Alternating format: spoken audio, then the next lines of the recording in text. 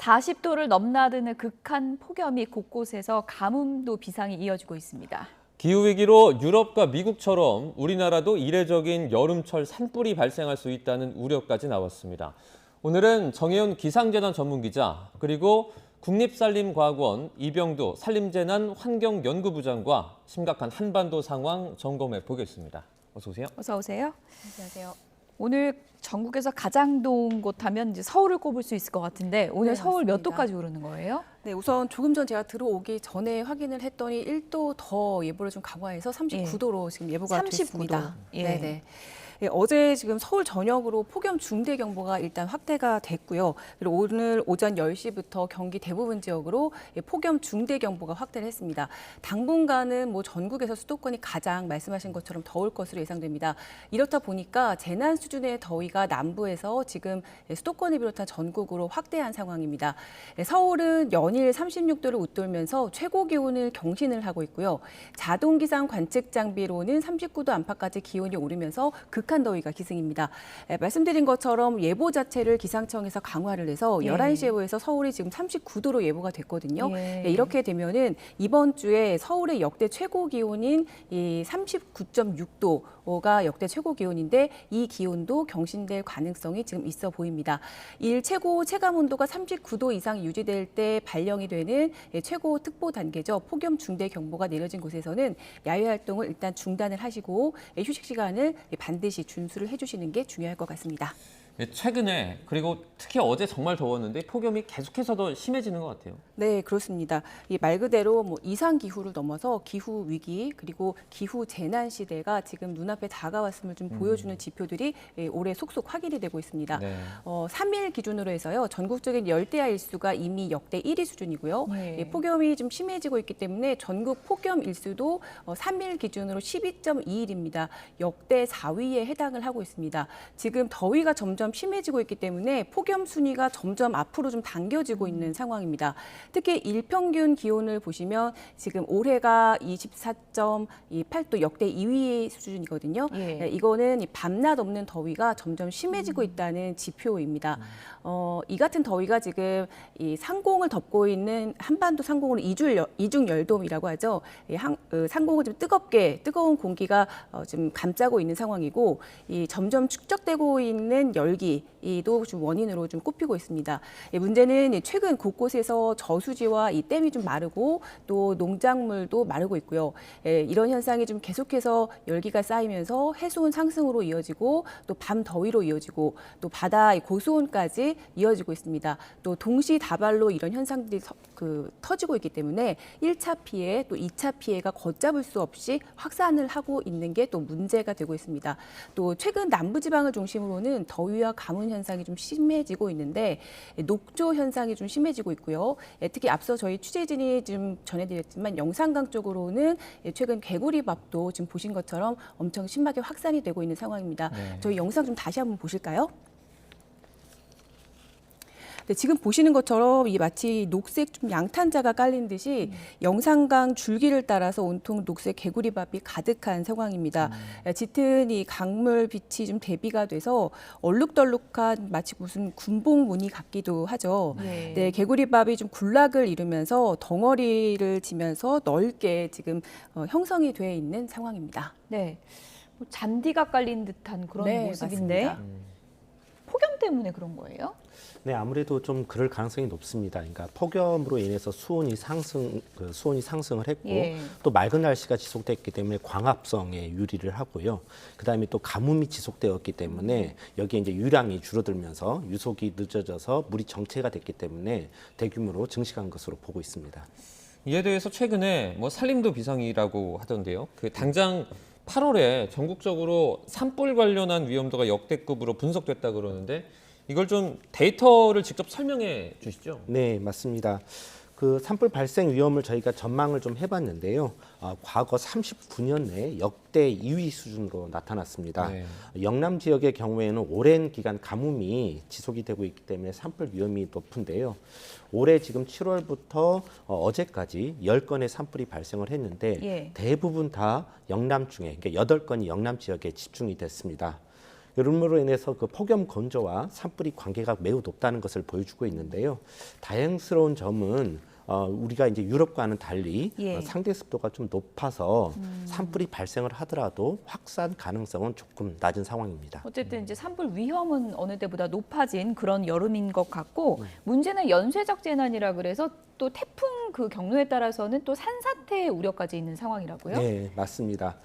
산불은 산불로서 끝나지 않고 네. 산사태를 불러오기도 합니다. 그리고 또 최근에 어떤 장기 기후를 좀 분석을 해보면 비가 한 번 내릴 때 집중해서 내리는 송곳호우라는 그런 표현까지 예. 지금 쓰고 있는데요. 시간당 30mm, 즉 이제 산사태를 불러올 수 있는 기준이 넘는 날을 지금 분석을 해보니까 과거에는 그러니까 99년까지는 1년에 32일 정도였는데 이제 2000년 이후에는 42일로 10일이 늘었습니다. 예. 그리고 하루에 100mm, 이것도 역시 산사태 위험이 높은 기준인데요. 그것도 19일에서 최근에는 24일까지 5일이 늘었습니다. 일단은 이제 그 건강한 숲 같은 경우에는 비가 오더라도 나무나 잎, 그다음에 낙엽층에서 충격을 완화해 주는데 이 산불이 나면 그게 다 타버리지 않습니까? 그러면은 빗물이 곧바로 이제 토양을 때리게 되죠. 그러므로 인해서 침식이 더 많이 이렇게 나게 되고요. 또 산불이 나면은 그 위에 이제 발수층이라는 물에 스며들지 못하는 층이 만들어집니다. 그러다 보면 비가 오면 지표면을 따르고 흐르면서 속도가 더 강해지고 에너지가 더 증폭이 되는데요. 그렇군요. 그럼으로 인해서 더 많은 흙을 쓸려가게 할 수가 있습니다. 이로 인해서 산불 후에는 침식량이 수십 배까지 늘어날 수 있습니다. 정혜윤 기자, 지금 연구부장이 네. 언급해 주신 이 복합재난 상황은 이미 뭐 앞서 해외에서도 심각한 화두가 됐었어요. 네, 맞습니다. 뭐 멀리 갈 것도 없이 최근에 유럽과 미국에서도 이런 현상이 나타났습니다.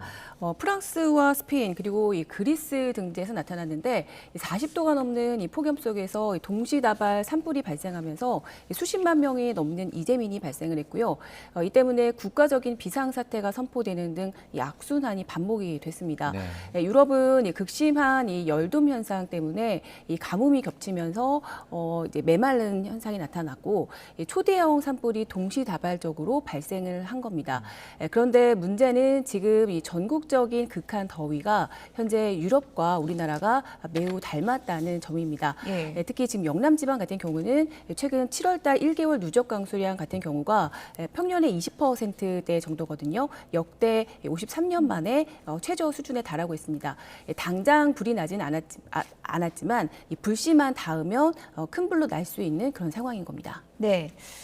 지금 뭐 해외 사례와 비교했을 때 여름 산불 위험 우리나라 어느 정도라고 볼 수 있는 거예요? 네, 지금 그 폭염하고 가뭄이 산불을 일으킨다는 사실은 지금 전 세계 곳곳에서 지금 증명이 되고 있습니다. 네. 지금 유럽뿐만 아니라 미국에서도 지금 산불이 진행이 되고 있고요. 이 나라들의 지금 공통점은 높은 온도하고 낮은 상대 습도입니다. 그리스 같은 경우는 지금 여러 건의 산불이 확산되고 있는데요. 그리스의 기상 상황도 40도가 넘는 그런 그 고온 현상이 나타나고 있고 또 풍속이 27m, 그러니까 초속 27m가 넘어서 진화 헬기가 잘 운행을 하지 못할 정도로 있습니다. 그리고 스페인 같은 경우에는 7월에 난 산불로 지금 13명이 넘는 사망자가 발생을 하고 있고요. 그래서 지금 이제 유럽뿐만 아니라 우리나라에서도 이러한 현상은 지금 출현을 하고 있는데요. 특히 이제 영남 지역의 경우에는 오랜 기간 가뭄이 지속되고 있기 때문에 산불 위험이 높습니다. 저희가 이제 산불 통계를 좀 살펴보면요. 8월에는 1990년대에서 2000년대 전까지는 연평균 한 건도 거의 잘 나지 않았습니다. 하지만 2010년대에 접어들면서 연평균 8.2건의 산불이 발생하고 있고 최근에도 3.8건이 산불이 발생을 하고 있습니다. 점점 여름 산불이 상시화되고 있습니다. 그러면 중요한 게 이제 이런 상황을 뭐 어떻게 뭐 대응하느냐, 대비하느냐일 텐데 어떻게 해야 합니까? 네, 지금 그 산림청하고 지방자치단체는 여름철, 그러니까 비교적 산불에 안전한 계절이라 하더라도 지금 예방 체계와 진화 체계를 계속 유지를 하고 있습니다. 또 한편으로는 산사태가 날 가능성을 있기 때문에 취약 지역에 대한 긴급 점검도 병행 중입니다.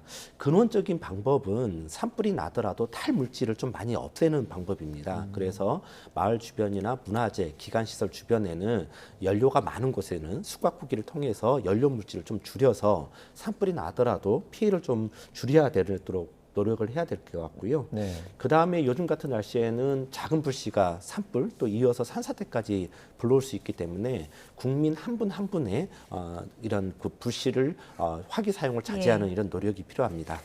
네, 일단 좀 폭염의 기세가 꺾여야 될 텐데 언제쯤 꺾일까요?